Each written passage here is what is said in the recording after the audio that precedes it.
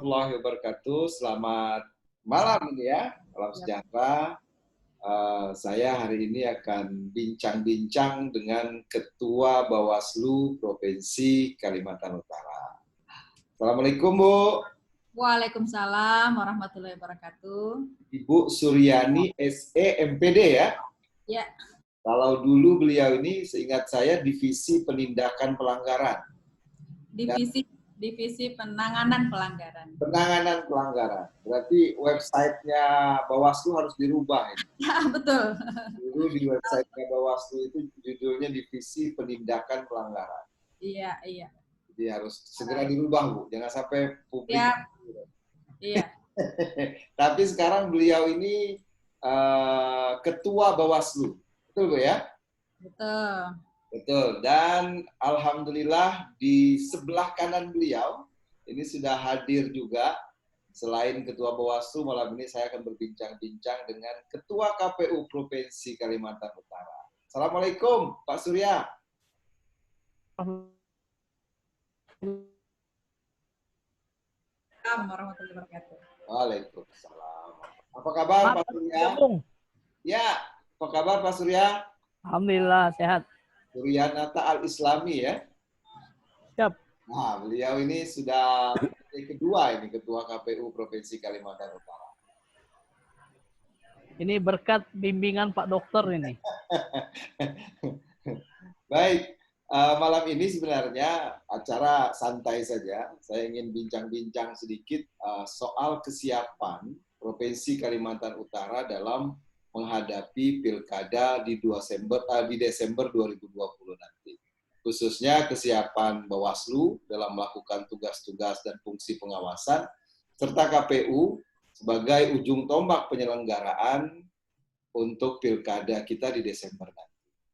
Ibu Ketua Bawaslu dan Pak Ketua KPU, Ibu Sur, ya enak maksudnya Ibu Sur aja ya, dan Pak Surya. Jadi ada banyak sebenarnya kekhawatiran publik terkait dengan penyelenggaraan pilkada di tahun ini. Nah, malam ini saya ingin berbincang-bincang agar lebih meyakinkan publik bagaimana kesiapan, saya mulai dari Bawaslu dulu. Bu, bagaimana kesiapan Bawaslu dalam menyambut pilkada yang tanda kutip ini pasti lain daripada yang lain pilkada yang biasanya kita lakukan karena sekarang kita masih dalam suasana pandemi COVID-19. Gimana Bu? Silakan Bu. Iya, baik. Terima kasih. Jadi sudah merupakan keputusan ya pemerintah Republik Indonesia yang mana terkait dengan pelaksanaan pemilihan kepala daerah ditetapkan pada tanggal 9 Desember 2020. Sehingga Bawaslu sebagai salah satu lembaga penyelenggara dalam hal ini tentu juga harus melaksanakan perintah daripada undang-undang tentunya berdasarkan keputusan tersebut. Nah, hal-hal yang dipersiapkan oleh Bawaslu saat ini tentunya selain kesiapan sumber daya manusia sendiri, kemudian kesiapan regulasi-regulasi yang akan menjadi payung hukum di dalam melakukan pengawasan, kemudian juga tentu terkait penganggaran. Nah, selain daripada itu, indeks kerawanan pemilu, karena ini kaitannya dengan suksesinya, ya pelaksanaan pemilihan kepala daerah serentak, sehingga kami tetap melihat indikator-indikator kerawanan pemilu maupun pemilihan di masa lalu itu menjadi satu pijakan untuk berusaha seminimalisir mungkin mengurangi atau menghindari terjadinya pelanggaran-pelanggaran. Saya kira itu. Kemudian hal-hal yang lain tentunya oleh Bawaslu RI kami diinstruksikan untuk segera melakukan pengawasan terhadap tahapan penyelenggaraan pemilihan. Nah, saat ini melalui PKPU 5 2020 tentunya tahapan yang sudah disusun oleh KPU itu terkait dengan jadwal dan program ya. yang dimana di depan mata ini kita segera akan melaksanakan verifikasi faktual. Kemudian juga segera akan belum nih, saya mau nanya nih. Ya. Kan sebentar lagi atau sekarang sebenarnya sudah mulai untuk melakukan pengawasan di proses verifikasi faktual. Ya. Cuma masih banyak pertanyaan publik ini. Kan proses sekarang ini di tengah pandemi, tentu saja anggaran pasti akan dirubah. Nah, pertanyaannya, cukup nggak nih anggarannya nih untuk Bawaslu Kaltara nih? Karena kan harus menyiapkan APD, mekanisme pengawasan juga itu pasti akan menyesuaikan dengan protokol kesehatan. Ini anggaran gimana anggaran? Iya, terkait anggaran memang salah satu yang menjadi prasyarat ya dari KPU dan Bawaslu ketika keputusan dilanjutkannya pemilihan kepala daerah adalah syarat protokol perlindungan kesehatan dan keselamatan terhadap penyelenggara dan masyarakat. Itu yang utama, sehingga persyaratan itu oleh pemerintah pusat dan di daerah ini dilakukan kebijakan-kebijakan terhadap restrukturisasi anggaran. Beberapa kegiatan yang semula sudah disusun atau kegiatan-kegiatan sosialisasi ya, kemudian perjalanan-perjalanan dinas yang sudah disusun berdasarkan dengan rencana kerja, ini banyak dilakukan restrukturisasi. Saya kira juga di KPU demikian. Nah, akibat dilakukannya restrukturisasi kembali, anggaran ini tentunya diharapkan bisa memenuhi kebutuhan. Yang pertama sebenarnya kebutuhan terkait penambahan TPS ya. Nah, penambahan TPS yang memang sangat berdampak dari jumlah pemilih yang sebelumnya 800 per TPS itu menjadi 500 per TPS, sehingga ada penambahan. Untuk Bawaslu Kaltara di anggaran cukup nggak kira-kira? Cukup. Nah, untuk APD kita menganggarkan di APBN. Oh, gitu. APD ya. Kalau untuk restrukturisasi terkait penambahan pengawas TPS ini sudah cukup. Kita tidak mengajukan lagi NPHD perubahan. Hanya untuk APD ini memang kita ajukan ke APBN. Itu. Oke, Pak Ketua KPU, Pak Surya. Tadi saya sudah nanyakan nih, Bawaslu anggarannya katanya alhamdulillah cukup lah. Artinya dari sisi anggaran insya Allah nggak jadi masalah. Nah, KPU sendiri gimana? Untuk pemilu saat ini, yang tentu saja sekarang lagi proses coklit ya, itu kan tentu saja juga seluruh pegawai-pegawai itu harus dilengkapi dengan standar COVID. Nah, anggaran di KPU sendiri untuk Provinsi Kalimantan Utara, kira-kira cukup apa enggak nih? Baik, terima kasih Pak Dokter. Saya ingin menjelaskan begini dulu, bahwa pengajuan anggaran kita itu kalau tidak salah sekitar bulan Oktober ya, yang dimana kita penandatangan NPHD. Proses pengajuannya itu kami melakukan proses pembahasan itu ketika bulan Ramadan tahun lalu. Jadi kita proses konsolidasi, banyak ekspektasi kita lah terkait pemilihan di 2020 ya. Akan tetapi waktu itu kan tentu postur anggaran yang kita susun dalam suasana kondisi normal. Nah, pada saat kemudian kita sekarang, pertanyaannya apakah cukup? Kan begitu. Ya. Di mana keputusan terkait dilanjutnya pelaksanaan pemilihan serentak 2020, itu salah satu persyaratan yang harus dipenuhi adalah standar protokol kesehatan. Maka kemudian kami melakukan diskusi kembali di internal KPU. Karena memang pada waktu itu kita melihat ada seperti diberikan gambaran bahwa besar peluang terkait proses penambahan itu melalui skenario APBN, kan begitu. Nah, akan tetapi kami mendiskusikan dari awal, kita tidak boleh hanya sekedar menunggu, harus ada langkah-langkah antisipasi dari awal di kita. Maka kemudian karena diharuskan melaksanakan pemilihan di tengah pandemi ini dengan standar protokol kesehatan, maka ada banyak kegiatan yang suka tidak suka jika disesuaikan dengan standar protokol kesehatan tidak memungkinkan untuk kita lakukan. Contohnya pengumpulan massa dalam proses sosialisasi, mengumpulkan massa yang banyak. Contohnya seperti jalan santai, festival musik, festival kebudayaan dan lain-lain, itu kemudian tidak bisa kami lakukan. Lalu kami kemudian harus melakukan skenario ulang tentang pola strategi sosialisasi apa yang kita mau lakukan. Nah, dari upaya rasionalisasi terhadap kegiatan, pengurangan volume kegiatan, dan lain-lain, maka kami insya Allah melakukan Jadi, memahami kondisi keuangan negara hari ini termasuk daerah kita, komunikasi awal yang kita lakukan pemerintah daerah termasuk teman-teman KPU kabupaten yang melaksanakan pemilihan, rata-rata pemerintah daerah menyatakan keberatan kalau kemudian memberikan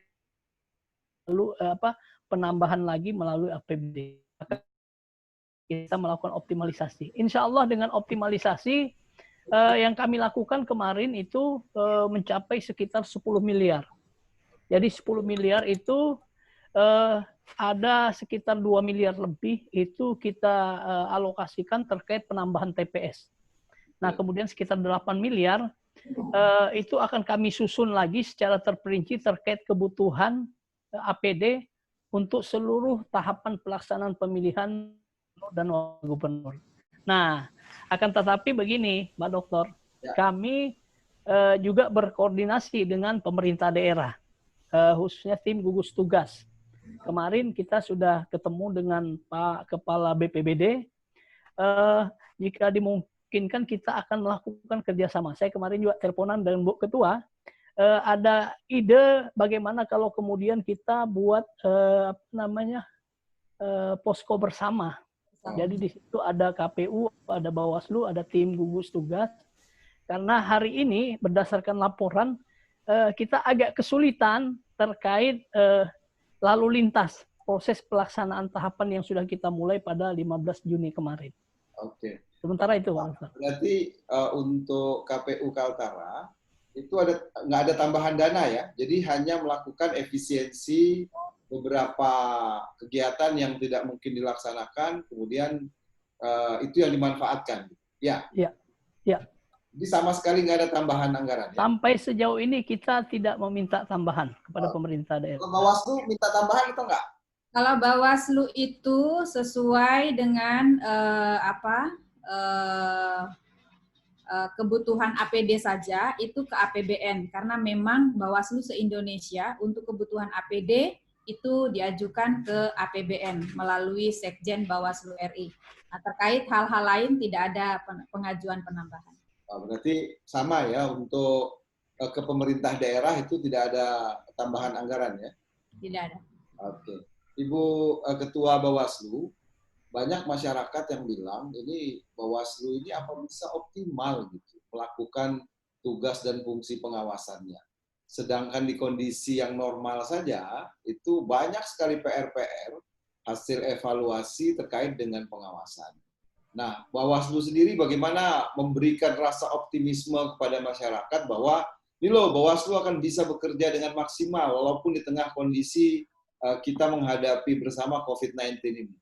Gimana, Bu?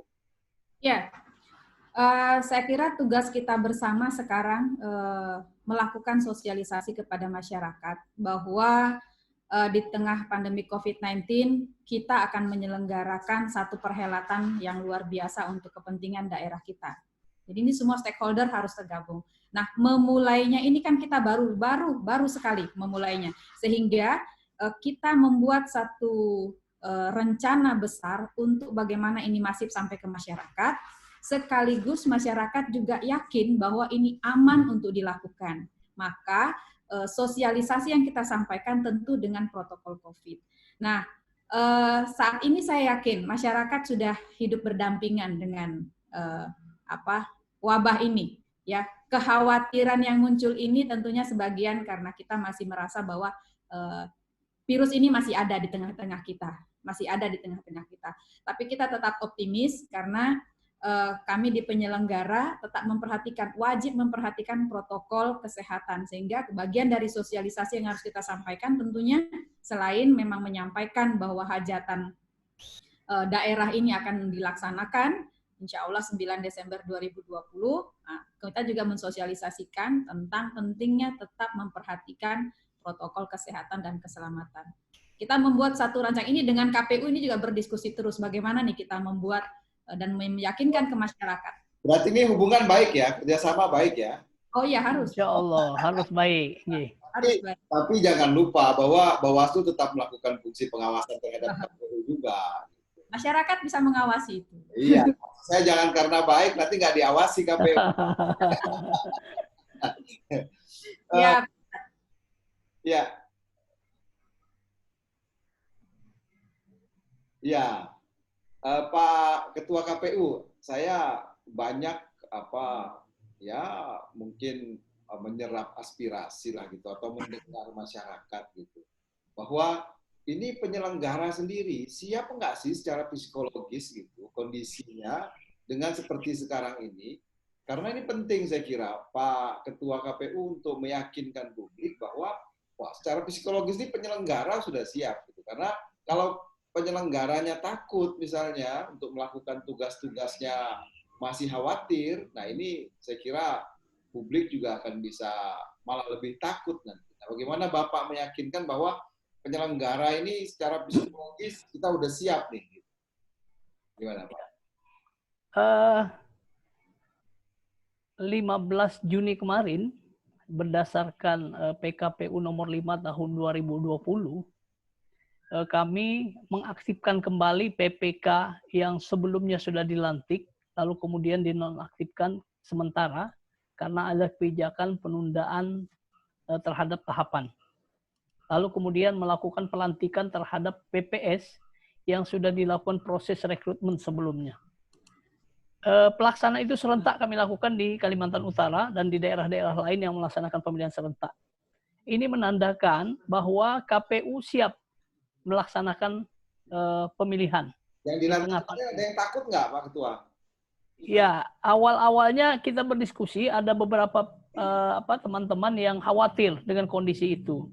Ya. Namun belakangan kita mendapatkan informasi dan berita-berita baik hampir setiap hari ya, khusus Kalimantan Utara, di mana tingkat kesembuhan pasien yang dinyatakan positif di Kalimantan Utara itu semakin tinggi, tingkat kesembuhannya. Lalu kemudian yang dinyatakan positif itu semakin berkurang. Nah, ini semakin menumbuhkan optimisme kami penyelenggara untuk siap melaksanakan pemilihan. Akan tetapi tentu kita tidak boleh juga terlalu overconfident. Kami tetap mengingatkan teman-teman bahwa protokol kesehatan harus tetap dikedepankan dalam menjalankan tugas-tugas tahapan yang ada ke depan. Baik. Saya kira demikian, Pak Dahlan. Ya, Ibu Ketua Bawaslu. Ya. Ya, ini gambar Ibu kok nggak kelihatan ya? Jangan-jangan secara psikologis sudah takut nih dengan pemilu. Ada mungkin jaringan tadi sedikit. Gitu. Nah, ini udah kelihatan. Karena ini Sri Kandinya Bawaslu ini harus terlihat di depan gitu. Kalau Sri Kandi malam Sri Kandi, Sri Kandar. Jadi gini Bu, banyak juga mungkin selentingan publik, wah jangan-jangan Bawaslu ini melakukan fungsi pengawasan karena COVID gini di kantor aja gitu, di atas meja aja. Padahal Bawaslu kan memang harus turun ke lapangan, sementara ya kalau turun ke lapangan dalam kondisi seperti ini, misalnya kita akan masih PSBB, di beberapa daerah juga kabupaten kota kita masih sangat ketat gitu. Nah ini bagaimana Ibu meyakinkan psikologis kawan-kawan di Bawaslu dan seluruh jajaran untuk tetap bisa melakukan tugas-tugas dan fungsi pengawasannya? Ya, saya kira tugas-tugas pengawasan kami tidak membatasi diri, meskipun memang di dalam protokol ini membatasi pertemuan, ya, membatasi pertemuan, membatasi kelompok-kelompok perkumpulan masyarakat. Namun di dalam melakukan tugas pengawasan, baik pengawasan aktif maupun pasif, kami tetap melakukan sesuai dengan regulasi yang ada, sehingga ketika jajaran di KPU melakukan verifikasi faktual yang harus dengan metode sensus, itu juga harus dilakukan oleh Bawaslu. Nah, ini bentuk-bentuk pengawasan aktif yang dilakukan. Jadi tidak ada ketika melakukan pengawasan secara pasif, melakukan pengawasan-pengawasan yang tidak perlu melakukannya secara konvensional, tetapi kan analisa data atau kajian, melakukan penggalian informasi yang lebih aktif lagi terhadap laporan temuan yang ada. Ini yang kami lakukan. Jadi tidak ada pengaruh atau perubahan apapun terhadap kewenangan pengawasan di tengah pandemi. Jadi secara psikologis berani lah gitu ya. Nah, insya Allah siap. Wah, ketuanya aja perempuan berani gitu kan? Ya. Oke. Ini saya kembali ke Pak Ketua KPU. Kalau kita lihat KPU 5 2020 itu kan sebenarnya ada hal yang menarik di pasal 8C ayat 1 itu mengatakan bahwa seluruh tahapan, program dan jadwal pemilihan serentak lanjutan harus dilaksanakan sesuai dengan protokol kesehatan penanganan coronavirus disease atau COVID-19 itu. Nah, ketentuan dalam norma 8C ayat 1 ini kan menandakan bahwa seluruh tahapan nantinya itu tidak boleh lepas dari protokol kesehatan. Nah, KPU Provinsi Kalimantan Utara sendiri dalam rangka untuk mengimplementasikan ini di seluruh tahapan, itu sudah berkomunikasi dengan siapa saja? Ya, baik. Terima kasih Pak Dokter. Jadi kemarin sebelumnya kami melakukan koordinasi kepada pemerintah terkait optimalisasi anggaran yang kami lakukan. Lalu kemudian kami juga berkoordinasi dengan Kepala BPBD ya, yang berhubungan dengan tim COVID terkait langkah-langkah itu. Kami juga melakukan koordinasi dengan Dinas Kesehatan Provinsi, termasuk dengan pimpinan kami di KPU RI terkait kebutuhan APD untuk seluruh proses tahapan berdasarkan standar protokol kesehatan. Jadi komunikasi itu terus kita bangun. Nah, apalagi kemudian terkait ada kekhawatiran pihak-pihak yang menyatakan bahwa apa mungkin kita melaksanakan proses pemilihan ini di tengah pandemi seperti sekarang. Tentu kami seperti yang diamanahkan oleh peraturan yang ada, KPU RI beberapa waktu yang lalu itu melakukan uji publik terhadap rancangan PKPU pemilihan di tengah bencana non-alam. Ini sedang berproses, di mana ada banyak pihak diminta masukan terhadap proses pemilihan di tengah pandemi yang harus memperhatikan standar protokol kesehatan yang ada. Ada yang menarik begini Pak Dokter, ingin saya sampaikan. Di rancangan PKPU itu disebutkan waktu itu adalah bahwa verifikasi atau BIMTEK yang dilakukan oleh KPU RI kepada provinsi, kabupaten kota kepada PPK dan kepada PPS itu wajib dilakukan secara virtual. Kami waktu itu menyampaikan masukan sebelum dilakukan uji publik oleh KPU RI terkait pasal itu, di mana kami meminta agar juga memperhatikan kondisi daerah-daerah yang secara akses jaringan tidak memungkinkan untuk dilakukan proses BIMTEK sosialisasi secara virtual. Sehingga waktu itu kami memberikan usulan agar ditambahkan poin di mana diberikan ruang juga untuk tetap melakukan proses BIMTEK dengan cara tatap muka bagi daerah-daerah yang tidak memungkinkan dilakukan prosesnya secara virtual.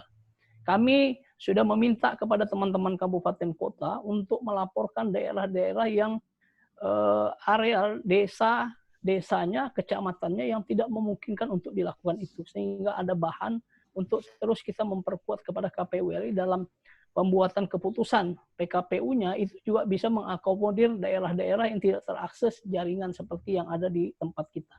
Itu yang selalu saya bilang, kita ini kan di daerah perbatasan. Siap. Ada daerah-daerah yang memang ya boro-boro mau internet gitu, jaringan aja susah. Betul. Nah, hal-hal yang seperti ini saya kira harus juga diperhatikan dalam proses tadi pelatihan-pelatihan yang memang melihat kondisi Kalimantan Utara ini ya tidak mungkin semuanya dilakukan secara virtual. Ya. Nah, ini tanggapan KPU RI sendiri gimana? Ya, kemarin itu menjadi salah satu catatan yang akan disikapi oleh KPU RI karena ada beberapa daerah yang sama seperti kita, daerah-daerah mereka itu juga loss jaringan. Jadi kita mengkategorisasikan ada beberapa daerah kita jaringannya ada hanya cuma bisa teleponan, ya enggak. Jadi untuk ber-WA dia harus berjalan berapa kilometer lagi. Ada yang bisa ber-WA tapi untuk virtual kayak begini nggak memungkinkan. Jadi kami menganggap memang lebih banyak daerah-daerah kita yang tidak bisa dilakukan seperti yang kita lakukan seperti sekarang. Saya mau nanya nih Pak Ketua KPU, itu untuk misalnya anggaran-anggaran terkait dengan seperti virtual itu kan pasti membutuhkan paket data yang cukup besar gitu. Apalagi menggunakan media-media seperti ini. Itu di penganggaran itu ada ya? Ya. Nah, jadi ini yang perlu kita sampaikan kembali bahwa dalam proses ketika pengajuan anggaran di tengah kondisi normal tentu itu tidak menjadi bagian yang tercover. Ya. Nah, ini yang kemudian kemarin kami juga mendiskusikan di internal kami di provinsi dan kami sampaikan kepada KPU RI ini harus menjadi perhatian. Salah satu contoh kan begini, Pak Nutur. Ya. Melakukan sosialisasi tentu kan kalau kita melibatkan orang, setidak-tidaknya kita juga memberikan fasilitas yang bisa kemudian orang mengikuti proses sosialisasi yang kita lakukan. Contoh katakan kita sediakan paket data dan lain sebagainya. Nah itu sudah kami coba susun ulang agar itu juga bisa dimasukkan menjadi bagian yang kita akomodir dalam proses sosialisasi BIMTEK dan lain-lain. Tapi itu masih disusun ya? Kita udah mulai loh tahapan ini. Iya, jadi untuk dengan KPU Kabupaten Kota kami melakukannya sementara memang tidak ada diberikan anggaran khusus terkait pengadaan data. Jadi belum ada ya sampai sekarang? Belum ada. Masih proses ya permohonan penyusunan gitu ya? Iya. Nah, ini membahayakan. Ya karena begini Pak Dokter, ketika ada keluar kebijakan terhadap penundaan terhadap beberapa tahapan pada saat itu dibarengi langsung dengan adanya surat dari PLT Sekjen KPU Republik Indonesia untuk melakukan cut off anggaran. Ya. Jadi anggarannya kita tidak bisa apa-apain untuk anggaran pemilihan serentak. Oke, kalau Bawaslu sendiri kan ini juga pasti adalah virtual yang dilakukan dan untuk itu saya kira ya harus menyiapkan anggaran lah karena nggak mungkin juga nanti misalnya sosialisasi kemudian dikasih ID aja meeting kemudian orang disuruh masuk ya itu pasti ada persoalan data dan seterusnya. Untuk itu sudah dianggarkan apa belum Bu? Iya, saya kira sama. Kebijakannya juga masih di provinsi karena kemarin virtual itu juga baru tercover di provinsi. Sehingga untuk kabupaten kota kepada jajaran ad hoc-nya belum ada, tetapi kita sudah membicarakan ini di tingkat RI, artinya dari penganggaran yang ada itu diupayakan apa yang dilakukan oleh Bawaslu kabupaten kota kepada pengawas ad hoc-nya juga bisa diakomodir. Jadi sementara ini melalui provinsi memang. Tapi yakin itu bisa ya? Ya. Yakin bisa ya? Ya, diberikan paket data kepada masyarakat yang menjadi peserta. Iya. Oke, Bu Ketua, Bu Suryani, ini ada pertanyaan juga dari publik sebenarnya terkait dengan pilkada di saat pandemi ini. Itu apa iya bisa dilakukan pengawasan nanti misalnya dalam bentuk seperti bansos, bantuan-bantuan yang mungkin akan mengarah kepada tanda kutip money politics gitu, tapi dibungkus dengan bungkusan bantuan-bantuan itu. Ini Bawaslu bisa nggak ya mendeteksi ini khususnya di Kalimantan Utara? Ya, saya kira di dalam pemanfaatan bantuan sosial, terutama distribusi atau penyalurannya sebagai amanah dari pemerintah pusat kepada masyarakat secara langsung, ini tentu menjadi polemik dan menjadi tantangan tersendiri bagi Bawaslu untuk melakukan pengawasan ya. Bahkan dari beberapa informasi ataupun laporan yang masuk ke Bawaslu, ini masyarakat secara berdasarkan cara masyarakat memahami bahwa petahana sudah melakukan penyelewengan terhadap kewenangannya terhadap bansos ini. Yang tidak dipahami oleh masyarakat bahwa penyaluran bansos ini juga bagian daripada tugas pemerintah daerah berdasarkan amanah dari pemerintah pusat. Nah, Bawaslu tentunya tidak bisa menilai seperti itu ya. Bawaslu harus melihat di mana letak pemanfaatan bansos itu sebagai kepentingan politiknya. Nah, untuk menilai penyaluran bansos itu sebagai kepentingan politik, tentu harus berdasarkan peraturan dan regulasi di dalam penanganan pelanggaran tentunya. Nah, beberapa diskusi yang kami lakukan tentunya adalah mengupas secara komprehensif terkait dugaan-dugaan pasal yang dilanggar di dalam penyalahgunaan bansos. Nah, mungkin kita banyak berdiskusi terkait hal ini, di mana terpenuhinya unsur-unsur di dalam pasal yang dilanggar. Maka Bawaslu merasa bahwa kewajiban kami harus memberikan pemahaman semasif mungkin kepada masyarakat, di mana bansos ini merupakan kebutuhan pokok daripada masyarakat di tengah pandemi COVID-19, tetapi juga tetap mengawasi penyaluran bansos ini untuk tidak dimanfaatkan sebagai kepentingan politik. Jadi ini ada dua misi yang harus kami bawa. Yang pertama memang harus memberikan pencerahan kepada masyarakat bahwa bansos ini, jadi Bawaslu harus hadir di sana.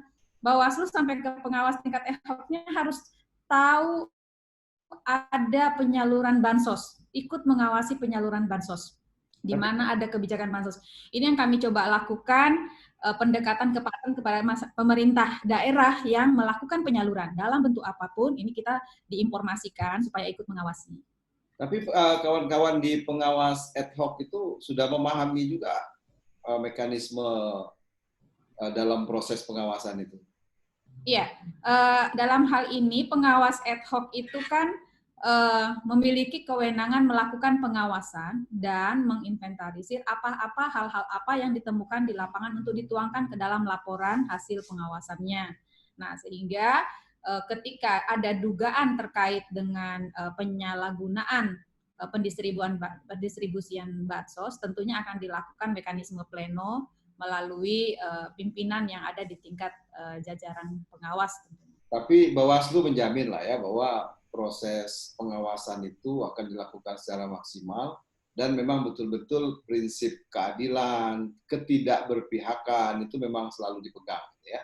Iya, ya. Dilakukan pendampingan, dilakukan kontrol, dilakukan penguatan-penguatan terhadap jajaran pengawas sampai ke tingkat ad hoc. Di Bawaslu Provinsi sendiri untuk memberikan pemahaman atau memberikan penekanan-penekanan kepada Bawaslu Kabupaten Kota itu rutin dilakukan apa enggak, Bu? Ya, sangat rutin dilakukan, baik dalam bentuk komunikasi secara interpersonal, penguatan-penguatan per kabupaten maupun secara antar lembaga. Jadi misalnya lembaga Bawaslu Kabupaten Nunukan dan Bawaslu Kabupaten Malinau itu. Kemudian juga tidak jarang kita lakukan penguatan dari Bawaslu RI maupun juga lintas provinsi. Bahkan juga para akademisi juga ikut bergabung di dalam diskusi-diskusi virtual yang kita lakukan. Ini penguatan-penguatan yang kita lakukan sebelum kemarin turunnya PKPU 5 2020. Namun saat ini kami sudah mulai turun ke lapangan melakukan penguatan-penguatan sebagai bentuk kontrol apa yang telah dilakukan daripada arahan-arahan kami melalui virtual kemarin. Nah, ini kita melihat dari beberapa hari kita melakukan supervisi, pemantauan, monitoring, ini sudah dilakukan persiapan-persiapan. Itu dilakukan secara daring atau langsung? Sekarang kita sudah mulai menyusun konvensi dan kita sudah melakukan kegiatan langsung ke lapangan. Dan saat ini saya di Kota Tarakan. Oh. Baru sampai dari Kabupaten Nunukan. Udah di rapid test belum? Sudah. Tapi saya khawatir darah saya habis disedot terus ini. Oh, gitu ya. 3 hari harus disedot soalnya. Udah berapa kali, Bu, di rapid? Saya sudah 4 kali. Wow, luar biasa. Itu bahaya juga kalau keseringan, Bu. Nah itu dia. Ini juga bahaya nanti malah pandemik yang lain ya. Betul, kalau keseringan juga bahaya. Pak Ketua KPU sudah pernah dirapid belum? Saya kalau rapid alhamdulillah belum, tapi buat donor aja Pak Harus Dokter. rapid Pak Ketua. Jadi saya putarannya Jangan masih takut sekitaran jarum. ya. Jangan-jangan takut jarum. Ini masih seputaran Tanjung Selor aja Pak Dokter. Jadi kemarin berbagi peran beberapa teman-teman komisioner yang keluar daerah untuk melaksanakan tugas supervisi terhadap proses pelantikan. Jadi saya standby di Tanjung Selor aja. Oh, standby Tanjung Selor. Siap. Tetap rapid Pak Ketua. Jaga kandang. Jaga kandang. Ya, Pak Ketua KPU, kan Ketua gugus tugas itu kan masing-masing kabupaten kota itu biasanya langsung dipegang oleh kepala daerah. Yep. Nah, kalau di kabupaten ya bupatinya, di kota ya kotanya, di tingkat provinsi itu gubernur. Nah, Pak Ketua KPU sudah berkoordinasi nggak dengan gugus tugas yang ada di kabupaten kota ini? Ya, terkait koordinasi di gugus tugas di kabupaten kota, masing-masing KPU kabupaten kota kami sudah sampaikan untuk berkoordinasi. Pertama, menyampaikan PKPU nomor 5 tahun 2020 pelaksanaan tahapan kita. Ya. Tentu termasuk berkoordinasi tentang protokol kesehatan dalam proses pelaksanaan setiap tahapan yang kita lakukan ini. Jadi itu sudah kita minta kepada teman-teman kabupaten kota melakukan di masing-masing tingkatannya. Oke. Berarti melalui kabupaten kota ya? Siap. Selama ini responnya gimana nih gugus tugas? Mengingat kabupaten kota, ini kan ada juga nanti yang kemungkinan akan maju nih di pilkada nih. Ya. Dengar kan ada juga yang mungkin bupati, wali kota, bupati lah kemungkinan. Karena kita untuk Kota Tarakan kan nggak ikut pilkada nih. Tapi bisa jadi juga ada yang akan maju lagi untuk periode berikutnya. Nah ini gimana mengantisipasi ini? Terutama ke publik gitu, bahwa ini memang sebatas komunikasi untuk persoalan bagaimana kesiapan saja gitu. Gimana Pak Ketua? Ya, baik. Baik, terkait koordinasi tentu kami harus secara resmi menyampaikan ya kepada ketua tim gugus tugas dalam hal ini di masing-masing pimpinan daerah, di mana memang perlu kehati-hatian dan kami mintanya kalau untuk minta bantuan terhadap contoh ya di Bulungan kemarin itu teman-teman setelah koordinasi tim gugus tugas itu insya Allah melalui Badan Penanggulangan Bencana Daerah yang masuk dalam tim gugus tugas itu akan memberikan bantuan berupa masker kepada penyelenggara untuk di Kabupaten Bulungan. Nah, bantuan ini diberikan bukan kapasitasnya sebagai perorangan kepala daerah kan. Itu bantuan sifatnya adalah diberikan oleh tim gugus tugas yang di dalamnya itu ada banyak pihak. Jadi saya kira kita bisa pastikan itu tidak akan mengganggu independensi integritas kami dalam melaksanakan pemilihan. Itu yang saya maksud. Jadi banyak juga publik yang juga ya tanda kutip bertanya-tanya lah, ini benar nggak nih KPU nih? Lawang itu bakal maju kok misalnya bupati atau wali kota, tapi malah juga memberikan bantuan nih ke KPU gitu. Yeah. Nah, Pak Ketua untuk memberikan pemahaman publik bahwa ini persoalan yang berbeda, ini persoalan kesiapan dan ini persoalan independensi dalam nanti melakukan tugas-tugas ke KPU-an itu tidak akan terganggu dengan bantuan-bantuan ini karena bantuan-bantuan ini yang merupakan kewajiban pemerintah daerah. Bagaimana Ketua meyakinkan ke publik bahwa ini dua hal yang berbeda walaupun tanda kutip mungkin orang melihat itu kan akan maju juga nanti. Gimana? Ya. Saya kira begini, kita terbuka untuk diawasi ya. Seluruh proses tahapan kita terbuka, transparan, bisa diakses oleh publik. Jadi jika kemudian kita bermain-main dengan proses tahapan ini tentu publik akan bisa melihat secara langsung dan kami tentu tidak bisa bekerja sendiri. Saya sebagai Ketua KPU Provinsi mohon bantuan kepada seluruh masyarakat, selain teman-teman Bawaslu juga memberikan pengawasan kepada kami, masyarakat juga memberikan pengawasan lebih luas kepada kami dan seluruh penyelenggara kami di daerah. Apabila ada yang terindikasi tidak netral, dia menjadi partisan, informasikan dan laporkan kepada kami untuk kemudian kami bisa proses. Jadi tentu harus dikuatkan dan didoakan juga kami. Selain kami tentu akan berjanji bagaimana kemudian pelaksanaan pemilihan ini bisa berjalan secara berintegritas sesuai dengan ketentuan yang ada. Bawaslu sudah dapat ini nggak? Udah dapat pengaduan nggak bahwa hal-hal yang seperti saya sampaikan tadi? Itu Bawaslu, tolong dong diawasin tuh. Itu dapat bantuan tuh dari kabupaten atau kota. Itu kan akan maju tuh nanti bupatinya misalnya atau gubernurnya misalnya. Udah ada laporan gitu belum? Laporan belum ada, tapi saya kira dugaan itu pasti akan muncul seiring dengan nanti disalurkannya APD itu kepada penyelenggara. Makanya dalam hal ini baik Bawaslu maupun KPU memang kami melakukan koordinasi terkait kebutuhan APD ini kalau nanti memang disiapkan oleh pemerintah daerah, itu masih murni dari pemerintah, bukan dari perorangan sebagai calon. Jadi prosedurnya memang melalui mekanisme yang sangat prosedural, melibatkan melibatkan dinas kesehatan, melibatkan BPBD terhadap kebutuhan yang rasional untuk penyelenggara di lapangan. Dan juga dilakukan atas nama kelembagaan dan bukan secara personal dari calon kepala daerah, baik bupati maupun gubernur. Saya kira itu. Oke, baik. Sekarang kita kan sudah memasuki tahapan di 15 Juni kemarin PPK ya, Pak Ketua ya? PPK PPS. PPK PPS ya, setelah sempat ada penundaan tahapan kan. Nah ini ada kendala nggak kemarin untuk PPK PPS ini? Khususnya terkait dengan dalam kondisi yang sekarang yang harus sesuai protokol itu.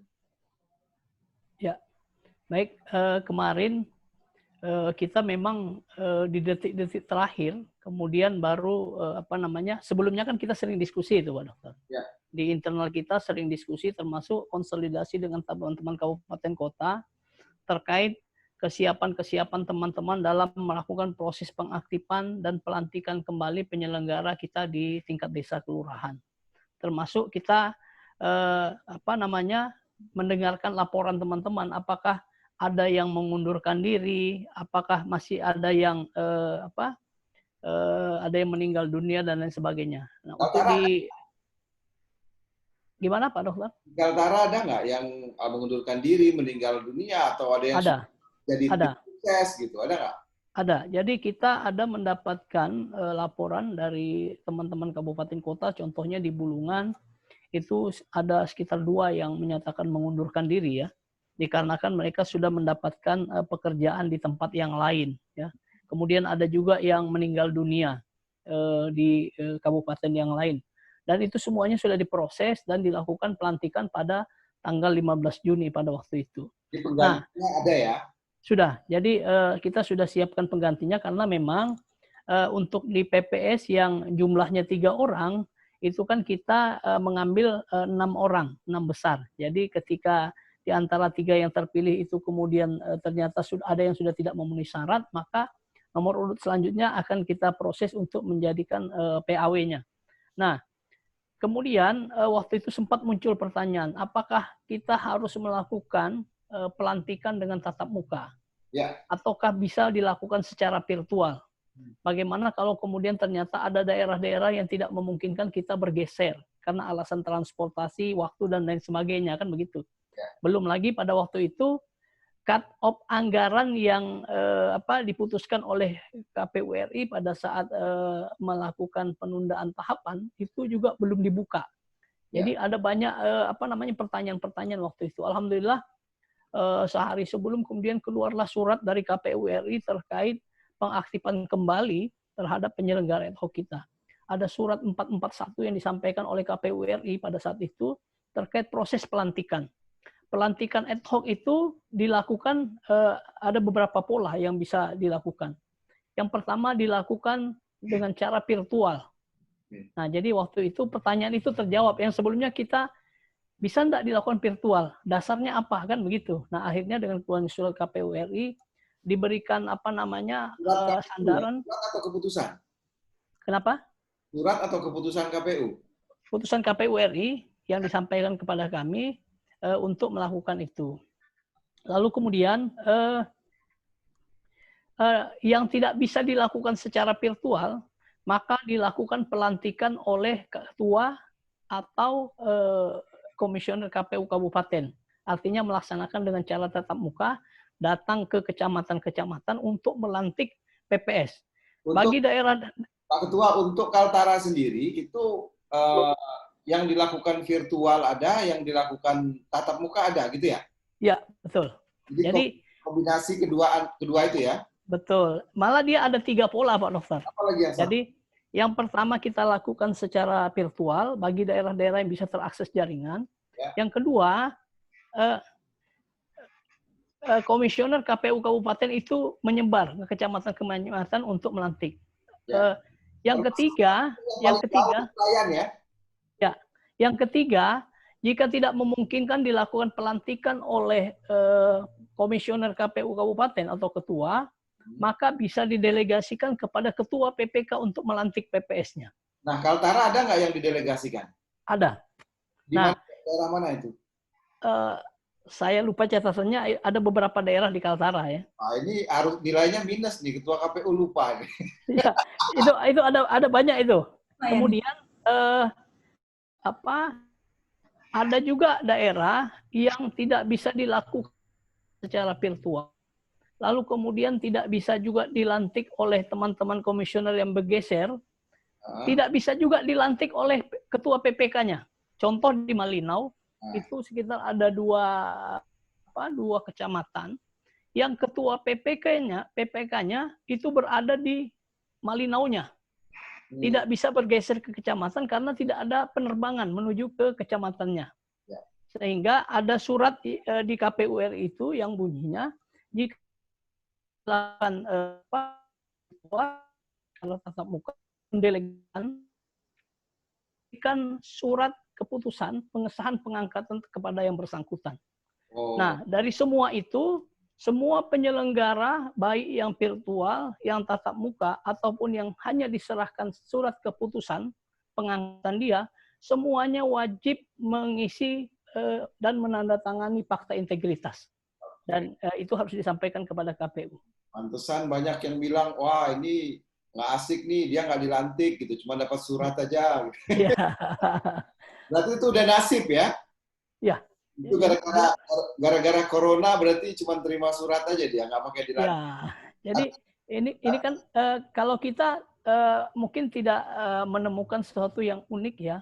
Kami kemarin juga minta laporan dari teman-teman, ada enggak suasana atau proses pelantikan yang unik. Contoh di banyak daerah ya di luar kita, ada mereka yang sampai dapat jaringan itu dilantik di atas gunung, Pak Dokter. Jadi secara virtual mereka di atas gunung, masing-masing PPS-nya pegang HP, lalu kemudian KPU kabupatennya dari ibu kotanya itu melantik. Jadi masing-masing mereka pegang HP di atas gunung.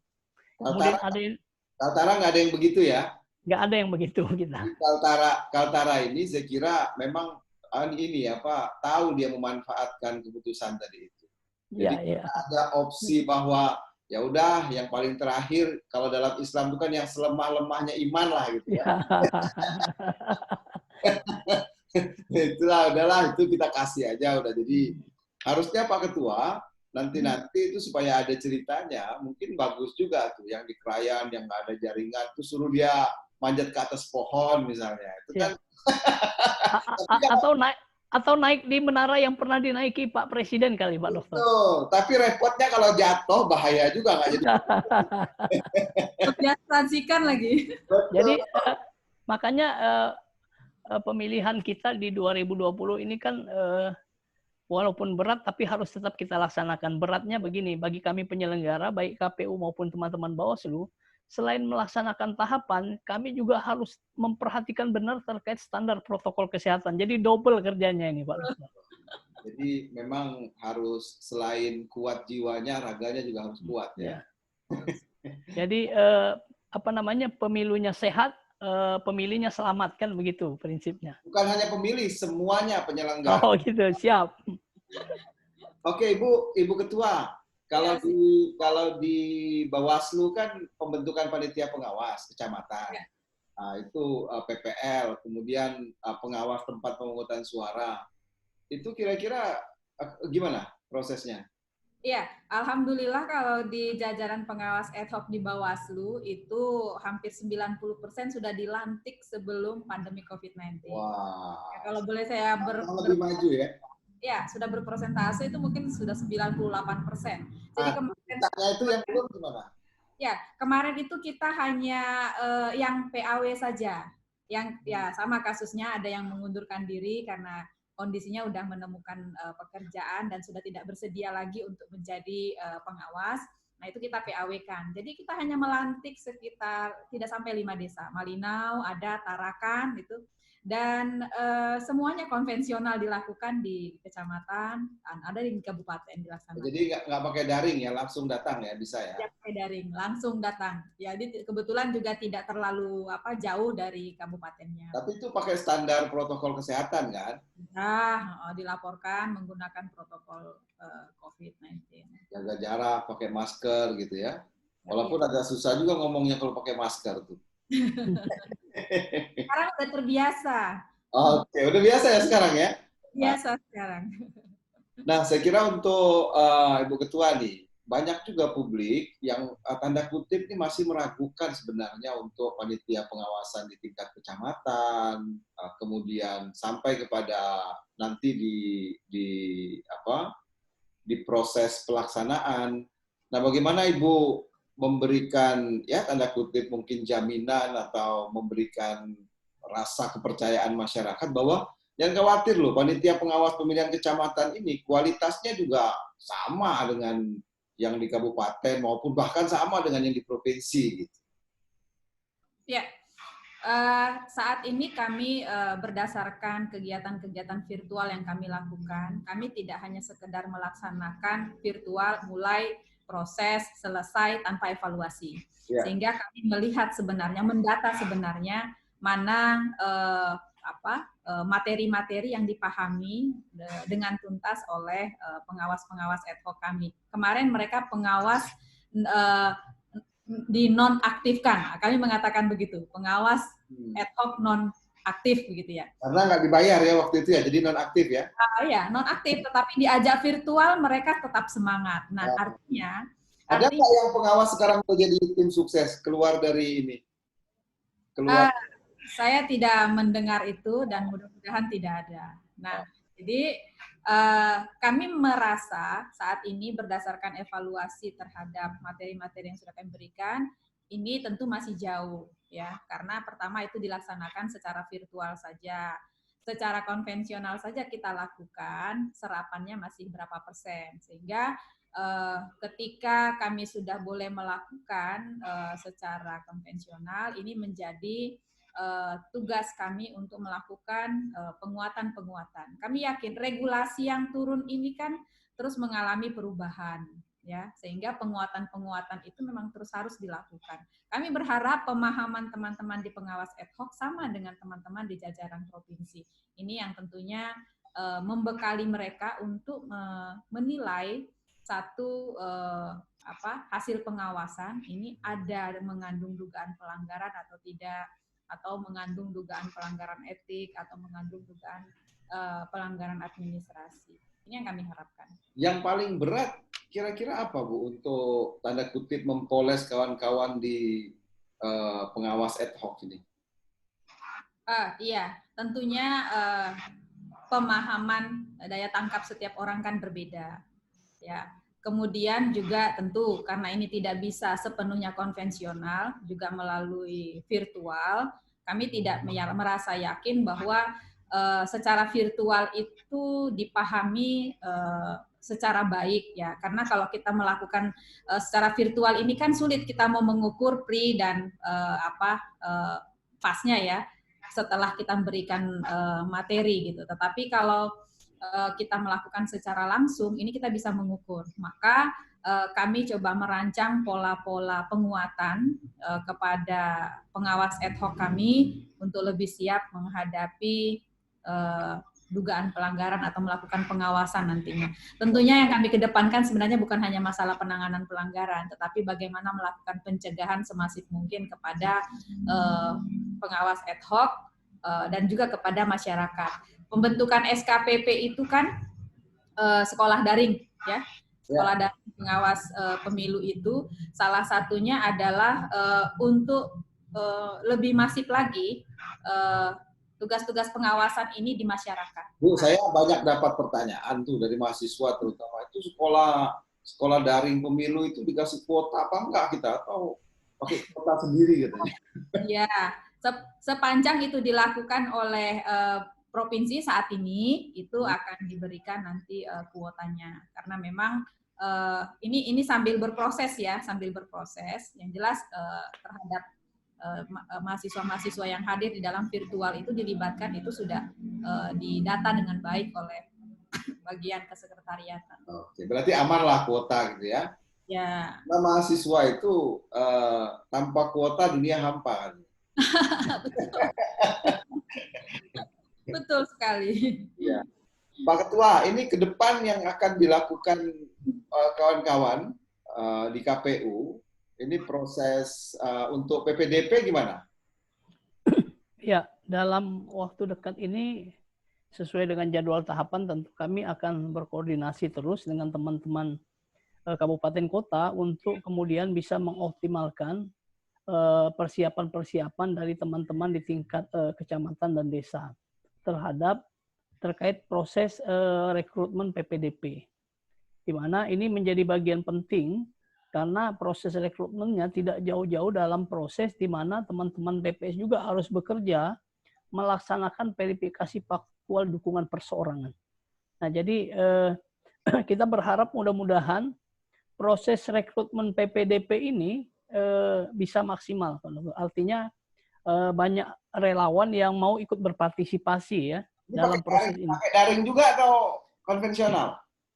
Apanya itu, Pak Dokter? Pakai daring atau konvensional nih? Untuk BIMTEK-nya? Ya. Ya, saya kira memang begini, proses yang sebelum-sebelumnya kita lakukan, semaksimal ikhtiar kami melakukan BIMTEK, tapi tetap saja terdapat kelemahan-kelemahan pemahaman dari teman-teman. Jadi, bahwa sesungguhnya proses pelanjutan tahapan pemilihan ini bukan berarti menutup sama sekali proses kegiatan tatap muka. Jadi kegiatan tatap muka tetap kami lakukan, artinya dalam rangka memaksimalkan proses BIMTEK kepada teman-teman yang akan melaksanakan tugasnya di lapangan, hanya saja berdasarkan standar protokol kesehatan kita tetap meminta kalau pilihan BIMTEK-nya dengan melakukan dengan tatap muka, maka tetap harus memperhatikan standar protokol kesehatan, menggunakan masker, social distancing, dan lain sebagainya. Jadi kami akan menggunakan pola tatap muka juga untuk melaksanakan BIMTEK kepada teman-teman di bawah. Jadi Kaltara ini tetap mengupayakan untuk melakukan secara konvensional ya? Siap. Itu harus hati-hati Pak Ketua, jangan sampai ada klaster baru nanti. Iya. Ya. Jadi harus izin kok. Kita harus izin dengan itu Ketua Gugus itu. Itu maksud saya. Jadi betul-betul. Tapi ini untuk kelengkapannya sudah ada belum ini? Sudah pengadaan belum? Ya, untuk proses. Kita minggu-minggu ini proses. Oh iya. Itu yang KPU juga? Ya, sedang kita proses itu. Itu yang mengadakan KPU, Bawaslu atau gugus tugas? Kami berkoordinasikan kembali ya. Jadi secara anggaran optimalisasi kan sudah kami lakukan. Ya, jadi terkait yang jadi tim pengadaannya itu KPU kayak menyelenggarakan atau diserahkan ke gugus tugas? Sampai sejauh ini masih didiskusi kami yang mengadakan. Oh gitu. Wah, repot juga nanti KPU melaksanakan tugas pengadaan pula gitu. Ya. Jadi terkait itu memang nanti itu menjadi ranahnya teman-teman sekretariat yang melakukan proses secara teknisnya. Nah tentu kami tetap akan berkoordinasi kepada tim gugus tugas. Jika seandainya kemudian tim memberikan bantuan kepada kita, umpamanya masker, atau alat pengatur suhu, maka untuk pengadaannya itu kita tiadakan, akan menggunakan bantuan yang diserahkan oleh pemerintah. Oh iya. Bawaslu gimana Bawaslu? Ya, kalau Bawaslu kan memang dari boleh sambil ngopi ya, tapi kopi tempat masing-masing. Iya, saya sambil ngopi. Jadi ngopinya daring juga ini ya, Pak Dokter? Kopinya daring ini. Ya, kalau Bawaslu kan dari penganggaran memang untuk APD itu ke APBN. Nah, namun permasalahannya sekarang ketika itu harus melalui proses penganggaran di APBN, ini tentu butuh waktu. Sementara kegiatan sudah di depan mata, sudah dekat sekali ya. Di dalam diskusi nasional dengan Sekjen Bawaslu RI, ini masing-masing daerah mengupayakan dulu melalui anggarannya yang ada. Nah, namun setelah kami melakukan rapat koordinasi dengan pemerintah daerah, dengan gugus tugas tentunya BPBD, ya juga di sana ada dinas kesehatan, juga ada kepolisian, ya pemerintah daerah, Kesbangpol. Ini ketersediaan APBD di Provinsi Kaltara itu mencukupi. Nah, tetapi karena kami hanya butuh kegiatan yang sifatnya saat ini urgen sekali terkait verifikasi faktual, maka Bawaslu Kaltara dalam hal ini hanya mengajukan kebutuhan APD hanya untuk verifikasi faktual melalui gugus tugas pemerintah Provinsi Kalimantan Utara, melalui gugus tugas ya. Nah, terkait kebutuhan di tahapan berikutnya, ini kita kembalikan lagi ke Sekjen, yang mana pola penganggarannya melalui APBN. Oh, berarti masih ini ya, jadi prosesnya ini masih parsial ya, belum keseluruhan. Ini untuk mengantisipasi yang ini dulu, nanti gitu ya? Ya, untuk mengantisipasi yang verifikasi. Tapi kalau ternyata nanti, kami kan mengajukannya itu memang berdasarkan tahapan, ada tahapannya. Tapi kalau nanti dari pemerintah daerah, karena dari hasil rapat koordinasi yang baru kami lakukan, kemarin dulu dulu ya kami lakukan tanggal 16 ya 15 ya tanggal 15 kami lakukan itu informasi dari pemerintah daerah provinsi itu tersedia dan memungkinkan untuk dipenuhi sampai dengan pemungutan. Nah, ini tentunya informasi yang sangat baik sekali ketika nanti misalnya dari pemerintah daerah provinsi melalui gugus tugas itu terpenuhi, berarti Bawaslu sudah tidak perlu lagi mengharapkan dari APBN pusat. Saya kira tidak boleh double ya. Oh iya. Dan Bawaslu tidak meminta anggaran memang, hanya ketersediaan APD melalui gugus tugas. Oke, saya kira memang ini tantangan yang betul-betul berat. Dalam kondisi begini, proses APD saja masih masih tanda kutip gitu. Ya. Kita sudah panjang lebar, ini sudah hampir 1 jam lebih. Terima kasih Pak Ketua dan Ibu Ketua. Sebagai sesi terakhir ini saya ingin memberikan satu pertanyaan masing-masing. Sekaligus mungkin nanti akan ada kesempatan untuk closing statement dari masing-masing. Pak Ketua, kira-kira kesiapan KPU Provinsi Kaltara untuk menyongsong pilkada kita di Desember 2020 ini berapa persen? Kalau bicara persentasi. Ya, kalau terkait kesiapan yang ada di kami setelah proses konsolidasi, konsultasi ya secara teknis kami siap sekitar 80% ya. 80% saya bilang itu di mana teman-teman kabupaten kota melalui teman-teman PPS dan PPK menyatakan kesiapan. Hanya saja tentu kami perlu dikuatkan dengan regulasi-regulasi yang itu diproses oleh KPU RI. Kami perlu waktu untuk mematangkan proses-proses itu lewat sosialisasi penguatan kepada jajaran kami yang ada di bawah. Nah, tentu 20% sisanya selain regulasi yang dari RI, modal terbesar kami itu tentu dukungan doa dari masyarakat Kalimantan Utara untuk memperkuat kami dalam melaksanakan tugas yang sangat berat ini.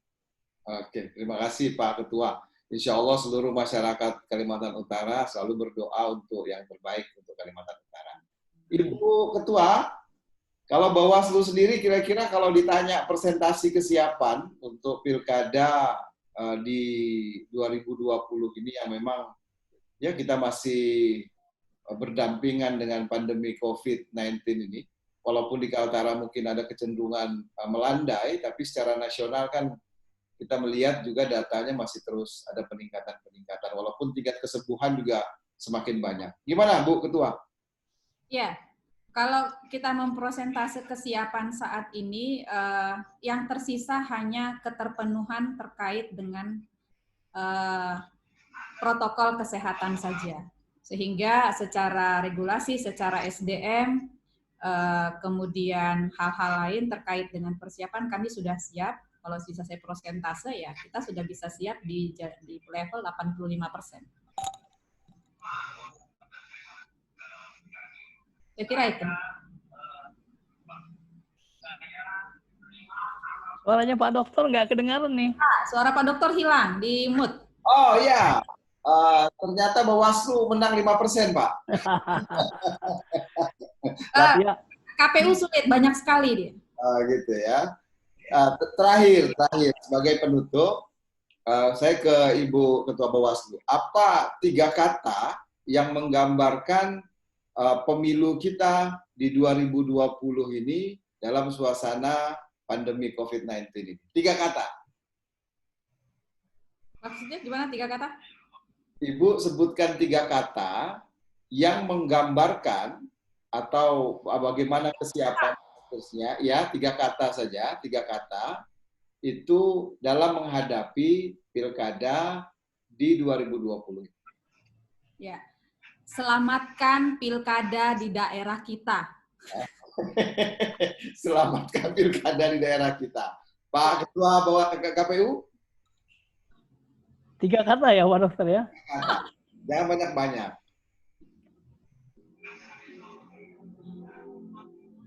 Berikan pilihan terbaik. Satu lagi. Udah 3 untuk kata. Itu sudah 3, Pak Dokter. Berikan pilihan. Aduh, memang susah ya menggambarkan pilkada kita ini dengan kata-kata yang singkat. Saya kira memang susah.